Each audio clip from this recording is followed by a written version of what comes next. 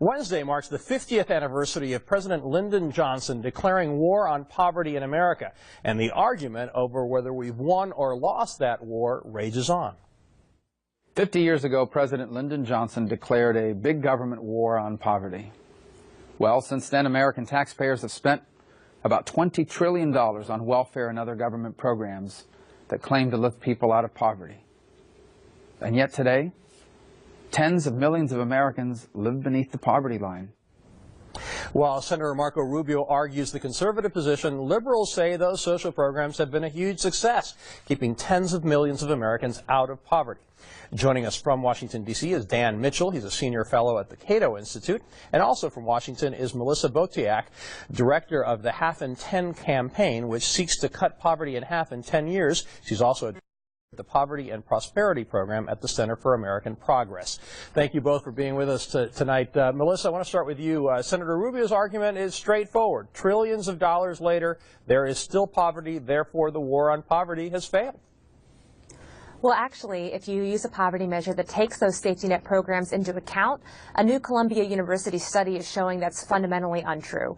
The poverty rate, if you count those programs, was 26% in 1967, and today it's down to 16%. So those programs have made a huge difference in lifting millions of families out of poverty. That's not to say we should pat ourselves on the back and declare that the war is over, but it is to say that we have to build on what's been working and continue to make investments to lift more families into the middle class. Dan, as Melissa argues, you can take that other side. Millions, tens of millions fewer people live in poverty now than before Johnson's Great Society, so the war has been a success. I don't think so. Sure, you can take $1 trillion a year and redistribute it, and you can give people more material well-being in the short run, but if all you're doing is trapping them in long-run intergenerational poverty, if you're creating a spirit of dependency and entitlement, if in effect you're turning Americans into Greeks, Italians, Spaniards, and French, I think what we're doing spiritually to them in terms of their self-reliance, their sense of self-achievement and self-esteem, I think that's the real damage of the war on poverty. And that's not even counting the huge fiscal burden of all that government spending, the taxes to support it, and the fact that there is a lot of evidence that we had a rapidly falling poverty rate before the war on poverty began, and ever since then, you know, it's flatlined. If you look at the official statistics, now maybe with Melissa's numbers, there has been a little bit of improvement, I hope, but I'm really worried about trapping people in dependency. Well, I want to get to Melissa on that, but first, Dan, as Melissa mentioned those numbers, in the first 6 years after Johnson declared the war on poverty, it dropped 43%, which is certainly a faster rate than it had been dropping before Johnson did this. And depending on the numbers, Melissa cited that 26 to 16% number. Other numbers say it was 19% to 15% today.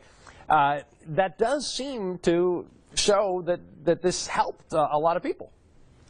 I can't comment on the numbers that Melissa has pulled out, I guess, from Columbia University. Hopefully they're true because they sound encouraging. But the official government statistics show that more people are in poverty today than ever before. And if you look at the long-run data, you see the poverty rate was coming down. Then in the mid-60s, it stopped coming down, and ever since then, it's oscillated between 11 and 15%. In other words, the improvement stopped exactly at the time the government, the federal government in Washington, got massively involved, which to me suggests that maybe we should learn a lesson from Bill Clinton and the success of welfare reform in the mid-1990s. We kicked the program back to the states, and I think we got much, much better results than having this one-size-fits-all plethora of programs here in Washington. And Melissa, as Dan is saying, you could argue that the economy on its own would have improved a lot of poor Americans over the past 50 years. And if it's just that 4 percentage point drop, that's the number that is mostly used when talking about the war on poverty, that 4 percentage point drop is virtually no improvement over 5 decades. Well, the official poverty rates don't take into account many of the public policy achievements we've put into place since then. So, for example, the enactment of nutrition assistance and spreading that to across the country severely improved the levels of malnutrition in this country. We used to have third world style hunger in the United States, and today that's no longer the case. Because we enacted Medicaid, we saw dramatic drops in infant mortality.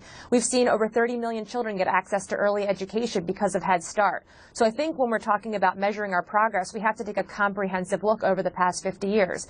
And to Dan's point, I think it is important that we acknowledge have more to do.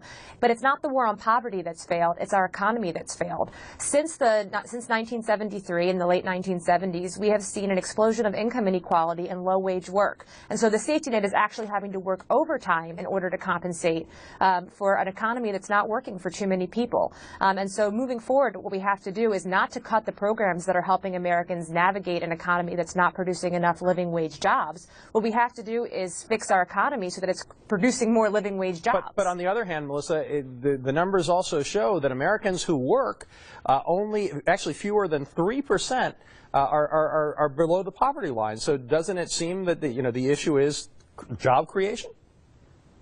Job creation is a big part of it, but it's also low wages. So the 3% number, you might be looking at only Americans that work full time, or that work year round. But if you look at Americans who are working, not full time or not year round because they can't get the hours that they need, or they can't get the time they need across the year, you're seeing closer to 10% of Americans who are working living in poverty. In addition, our poverty level is so low, we're talking about $23,000 a year for a family of 4, that there are millions of working Americans who are scraping to get by just above it. And oftentimes they're worse off because they are not able to access some of the programs that are helping those who are living below poverty. Marco Rubio, the senator, also had this to say in his message. Instead of continuing to borrow and spend trillions of dollars on government programs that don't work, what our nation needs is a real agenda that helps people acquire the skills they need to lift themselves out of poverty and to pursue the American dream. But Dan, is he right? Doesn't Social Security, as one example, prove that some social programs do work? If we look at those numbers, 39% of seniors lived in poverty just a few years before President Johnson expanded benefits, and today 9% do. There's no question, if you redistribute hundreds of billions, indeed trillions of dollars, you can lift people, their income level up. The question is, what is the cost to the economy? What is the cost to people's sense of self-reliance and independence? When we're looking at poverty, there's 3 simple things that are almost guaranteed to keep anyone out of poverty.